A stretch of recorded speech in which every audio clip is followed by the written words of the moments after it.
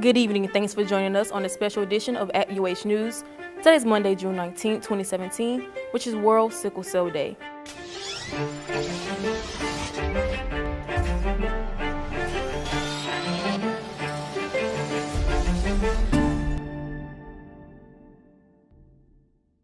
In celebration of World Sickle Cell Day, we would like to pay very special tribute to one UH alumni. Vanessa Wade graduated from UH in 2003 with a degree in communications. Upon turning age 16, her father passed away from complications of sickle cell. Some years later, in 2010, a simple trip to the beach turned into a total nightmare.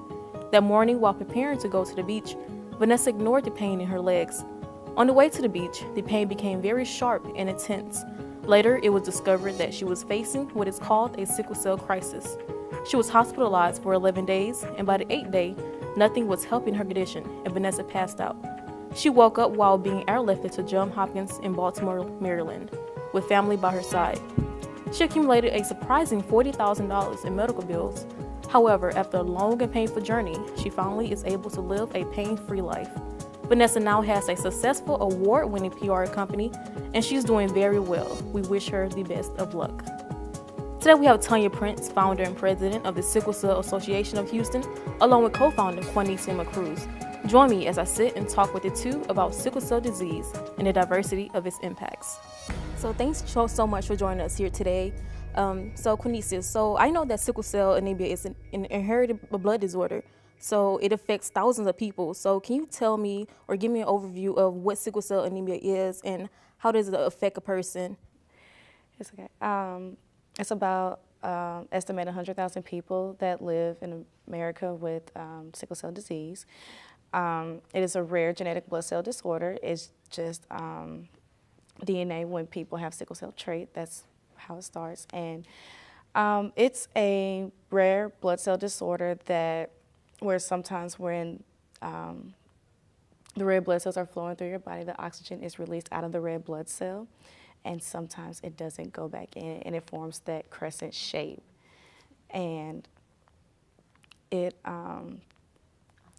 makes it hard for them to flow through the body. It makes it hard for oxygen to be carried throughout the body. Mm-hmm. You have anything to add to that? Absolutely. So sickle cell disease, again, like Quannecia stated, is a genetic blood disorder. It is a rare genetic blood disorder which affects approximately 100,000 Americans, as she stated earlier.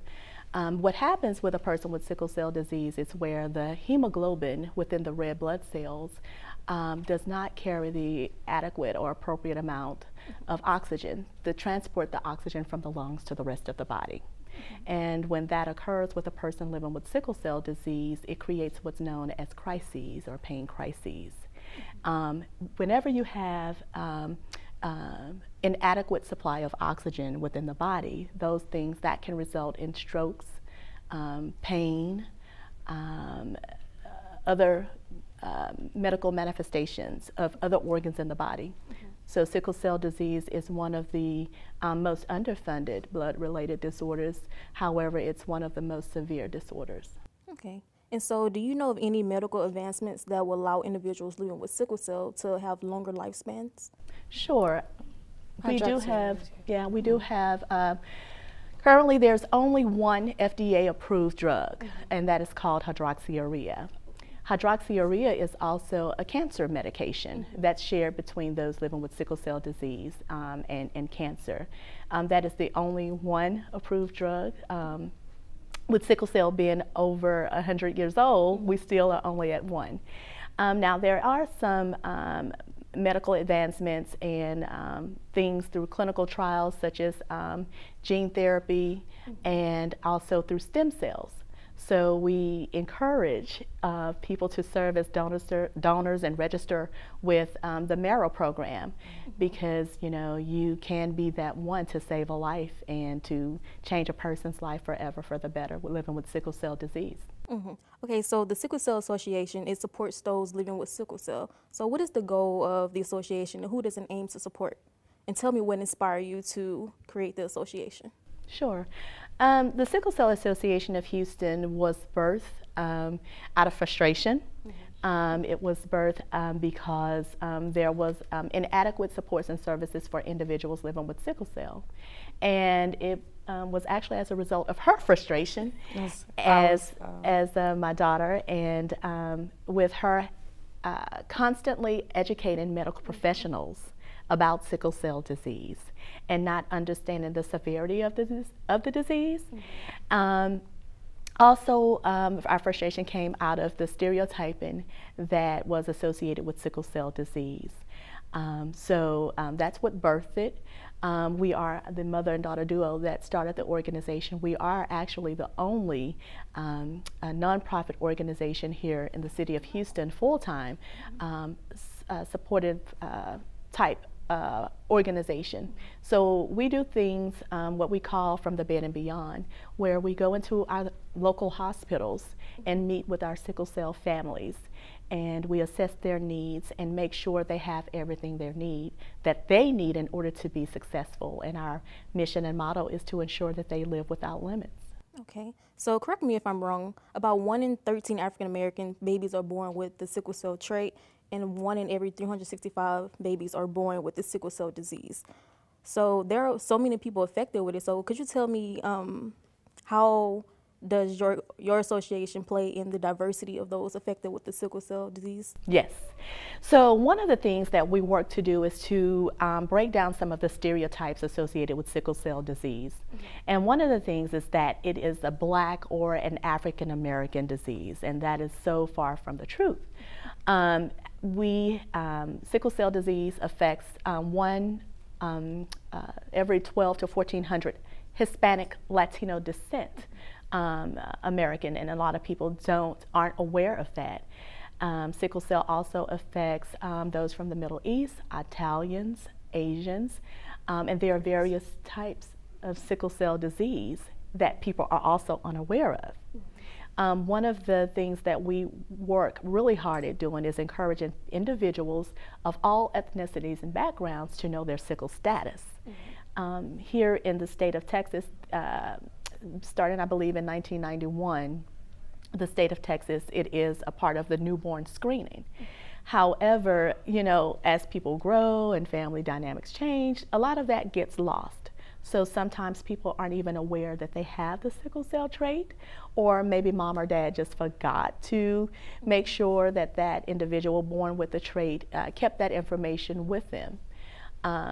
And so we work really hard at educating our populations about sickle cell disease and the fact that it does not just affect African Americans. Okay, so you said that people who are living with sickle cell anemia sometimes face what is called the sickle cell crises, correct? Yes. So, Quannecia, have you ever experienced the sickle cell crises? If so, Oh, yes. could you explain to me what it's like?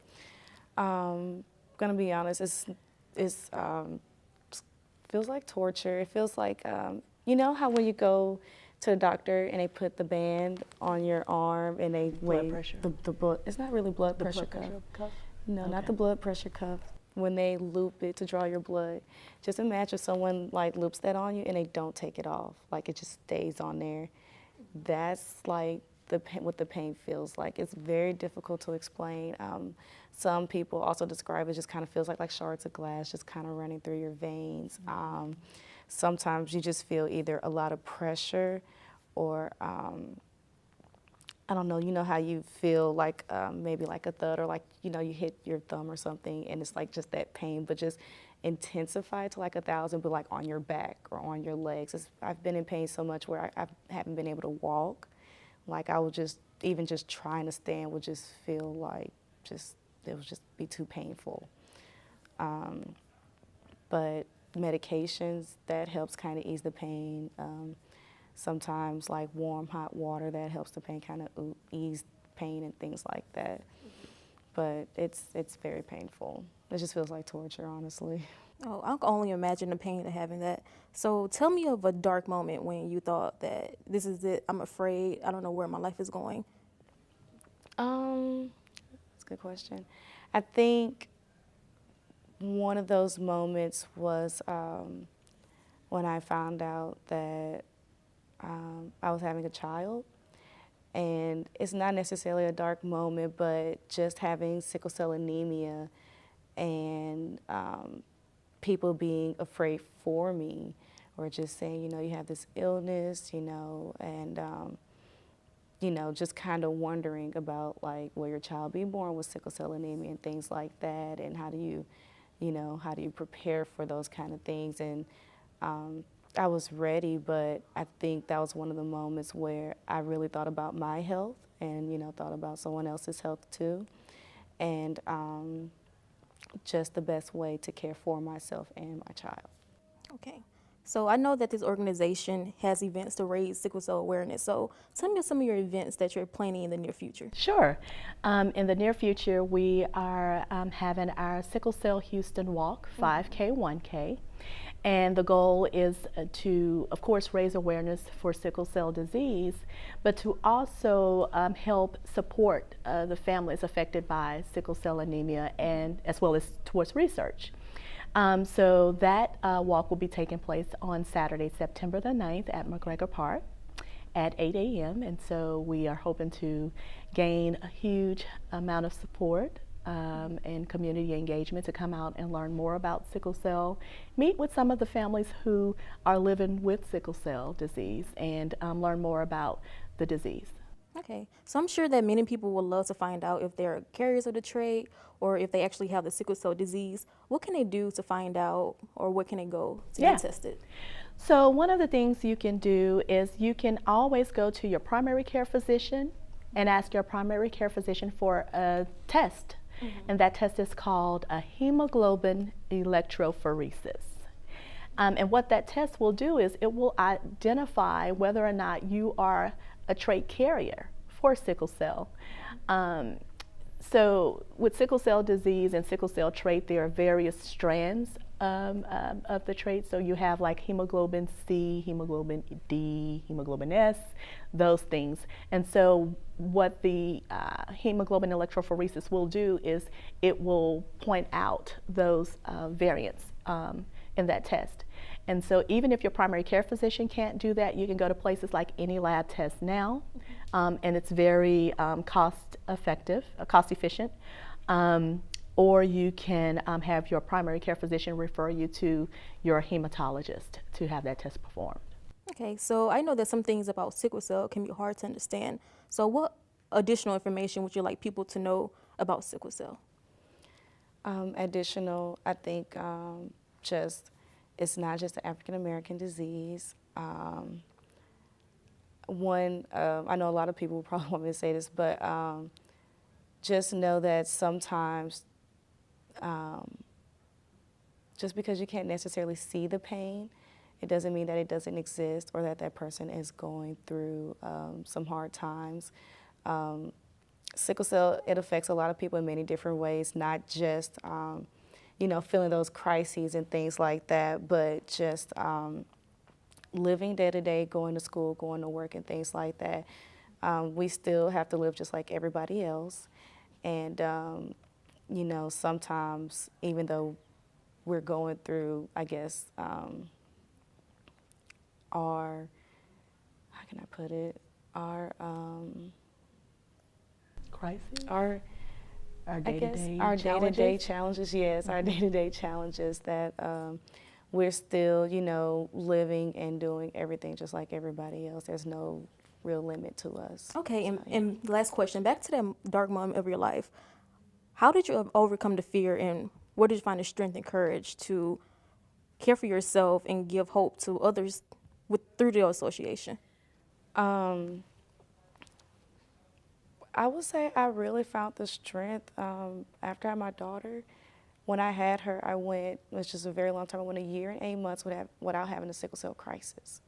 And I just kind of vowed to do a lot more things differently. I ate a lot better. I was working out a little more.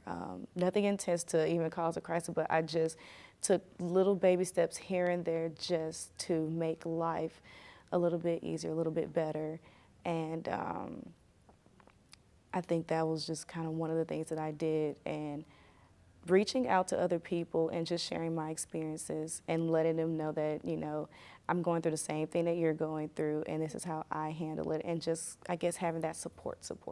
Okay, thank you ladies so much for being with me today. Thank you. Thank you for having us. Thank you. And thank you for watching our special edition of UH News.